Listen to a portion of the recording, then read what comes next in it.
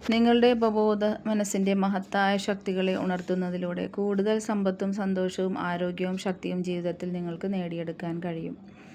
ഈ ശക്തി പുറത്തുനിന്നും നേടിയെടുക്കേണ്ടതല്ല, അത് നിങ്ങളുടെ ഉള്ളിൽ തന്നെയുണ്ട്, നിങ്ങളിൽ തന്നെയുണ്ട്. നിങ്ങളുടെ ഉള്ളിലെ ചിന്തകളും സൗന്ദര്യവും വെളിച്ചവും ശക്തിയും സ്നേഹവും തിരിച്ചറിയുക എന്നത് നിങ്ങളുടെ തന്നെ അവകാശമാണ്. അദൃശ്യമെങ്കിലും ഇവയുടെ ശക്തി അപാരമാണ്. നിങ്ങളുടെ ഉപബോധ മനസ്സിനകത്ത് തന്നെ നിങ്ങൾ നേരിടുന്ന എല്ലാ കാര്യങ്ങൾക്കുമുള്ള പരിഹാരങ്ങളും എല്ലാത്തിൻ്റെയും കാര്യവും കാരണവും കണ്ടെത്താവുന്നതാണ്. ഇതിലൂടെ ഒളിഞ്ഞിരിക്കുന്ന നിരവധി ശക്തികളെ നിങ്ങൾക്ക് കണ്ടെടുക്കാം. അതിലൂടെ ആവശ്യത്തിനുള്ള അധികാരവും വിജ്ഞാനവും നിങ്ങൾക്ക് ലഭിക്കും. അതാകട്ടെ നിങ്ങൾക്ക് സമ്പന്നതയും സുരക്ഷതയും സന്തോഷവും ഉറപ്പാക്കും. ഏതൊരു ഉദ്യമവും വിജയകരമാക്കാൻ എല്ലാവർക്കും സ്വീകാര്യമായതും പ്രായോഗികമായ ഒരു പദ്ധതിയുടെ ആവശ്യമുണ്ട്. അത്തരമൊരു പദ്ധതിയിലൂടെ നിങ്ങളുടെ ഉപബോധ മനസ്സിൻ്റെ പ്രവർത്തനങ്ങളിൽ വൈദഗ്ധ്യം നേടിയെടുക്കാൻ നിങ്ങൾക്ക് സ്വയം സാധിക്കുന്നതാണ്. ഉപബോധ മനസ്സാണ് നിങ്ങളുടെ പ്രാർത്ഥനകൾക്ക് ഉത്തരം കിട്ടുന്നതിൻ്റെ അടിസ്ഥാന തത്വം. മനസ്സ് പ്രവർത്തിച്ചു വരുന്ന രീതിയാണ് ഞാൻ തത്വം എന്ന് വിളിച്ചത്. ഉദാഹരണത്തിന്, വൈദ്യുതിയുടെ തത്വം എന്താണെന്ന് പരിശോധിക്കാം. കൂടിയ ചാർജുള്ള ഇടത്തു നിന്നും കുറഞ്ഞ ചാർജുള്ള ഇടത്തേക്ക് അത് പ്രവഹിക്കും എന്നതാണ് വൈദ്യുതിയുടെ സ്വഭാവം. നിങ്ങൾ വൈദ്യുതി ഉപയോഗിക്കുമ്പോൾ അതിൻ്റെ അടിസ്ഥാന പ്രവർത്തന തത്വം മാറ്റുന്നില്ല, മറിച്ച് അതിൻ്റെ പ്രകൃതിയുമായി ചേർന്ന് നിന്നുകൊണ്ട് സഹകരിച്ചുകൊണ്ടും പ്രവർത്തിക്കുമ്പോൾ മനുഷ്യരാശിക്ക് സഹായകമായ നിരവധി കണ്ടുപിടുത്തങ്ങൾ തന്നെ നിർമ്മിക്കാൻ സാധിക്കുന്നു.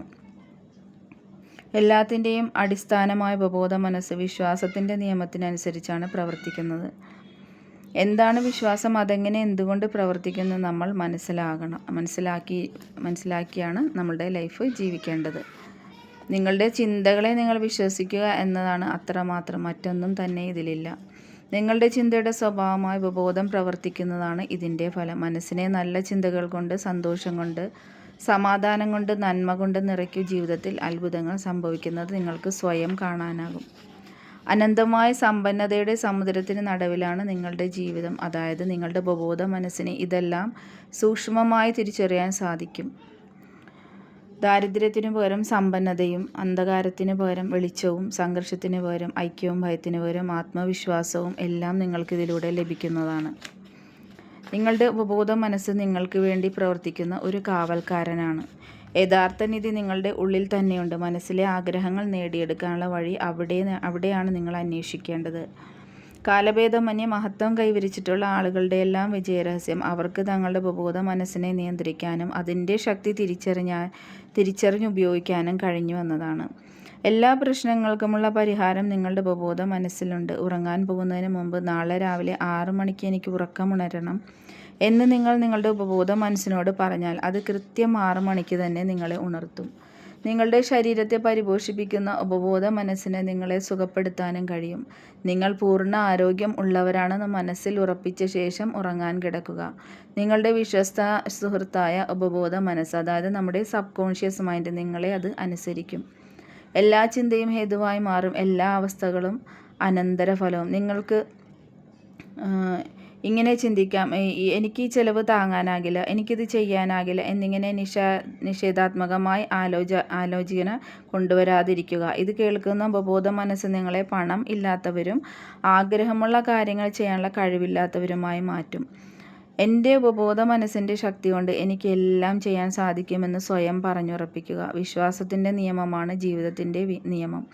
നിങ്ങളുടെ മനസ്സിലുണ്ടാകുന്ന ചിന്തയാണ് വിശ്വാസമായി മാറുന്നത്. നിങ്ങളെ വേദനിപ്പിക്കുകയോ അപകടപ്പെടുത്തുകയോ ചെയ്യുന്ന കാര്യങ്ങളിൽ വിശ്വസിക്കാതെ ഇരിക്കുക. നിങ്ങളെ സുഖപ്പെടുത്താനും പ്രചോദിപ്പിക്കാനും ശക്തിപ്പെടുത്താനും പരിപോഷിപ്പിക്കാനുമുള്ള ഉപബോധ മനസ്സിൻ്റെ കഴിവിൽ നിങ്ങൾ സ്വയം വിശ്വസിക്കുക. നിങ്ങളുടെ വിശ്വാസത്തിന് അനുസരിച്ചാണ് നിങ്ങളുടെ അനുഭവങ്ങൾ രൂപപ്പെടുന്നത്. നിങ്ങളുടെ ചിന്തകളെ മാറ്റിയെടുക്കുക. അതുവഴി നിങ്ങളുടെ വിധിയെ തന്നെ നിങ്ങൾക്ക് മാറ്റി എഴുതാനാകും. കപ്പൽ നിയന്ത്രിക്കുന്ന ഒരു കപ്പിത്താനെ പോലെയാണ് നിങ്ങൾ. കപ്പിത്താൻ കൃത്യമായ നിർദ്ദേശങ്ങൾ നൽകേണ്ടത് വളരെ പ്രധാനമാണ്.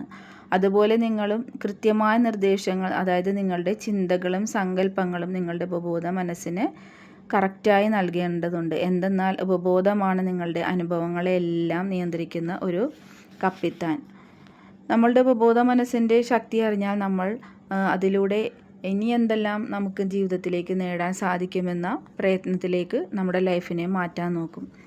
എല്ലാവരും ഉപബോധ മനസ്സിൻ്റെ ശക്തിയെക്കുറിച്ച് മനസ്സിലാക്കുക. അതനുസരിച്ച് നമുക്ക് വേണ്ടത് മാത്രം, ഇത്രയും കാലം നമ്മൾ വേണ്ടാത്ത കാര്യങ്ങളിൽ ചിന്ത കൊടുത്ത് ഇന്ന് നാം എന്ത് സംഘർഷം അനുഭവിക്കുന്നോ, ഇന്ന് നമുക്ക് മാനസികമായും ശാരീരികമായിട്ടുള്ള എന്ത് പ്രതിസന്ധിയാണോ അതെല്ലാം ഇന്നലത്തെ നമ്മളുടെ ചിന്തകളുടെ ഫലമാണ്.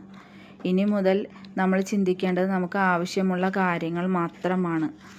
ഇത്രയും നാളും ചിന്തിച്ചതിന് വിപരീതമായി നമുക്ക് ആവശ്യമുള്ള കാര്യങ്ങളിലേക്കും നമ്മളുടെ ഡ്രീമിലേക്കും ഫോക്കസ് ചെയ്ത് നമ്മളുടെ ഉപബോധ മനസ്സിന് അതനുസരിച്ചിട്ടുള്ള ഓർമ്മപ്പെടുത്തലുകൾ നൽകിക്കൊണ്ടിരുന്നാൽ ഏതു വിധേനയും നമ്മളിലേക്ക് നമ്മുടെ സ്വപ്നങ്ങൾ നടത്തി തരുവാനുള്ള കഴിവ് നമ്മുടെ ഉപബോധ മനസ്സിനുണ്ട്. അതായത് നമ്മുടെ ഉള്ളിൽ തന്നെയുണ്ട് നമ്മുടെ നിധിപേടകം. ഇത് മനസ്സിലാക്കി കഴിഞ്ഞാൽ നമ്മുടെ ലൈഫിനെ ഈസിയാകാൻ വളരെ എളുപ്പമാണ്. എല്ലാവർക്കും ഒരുപാട് അനുഗ്രഹങ്ങളും സന്തോഷങ്ങളും നേർന്നുകൊണ്ട് ബൈ ബൈ, ടേക്ക് കെയർ.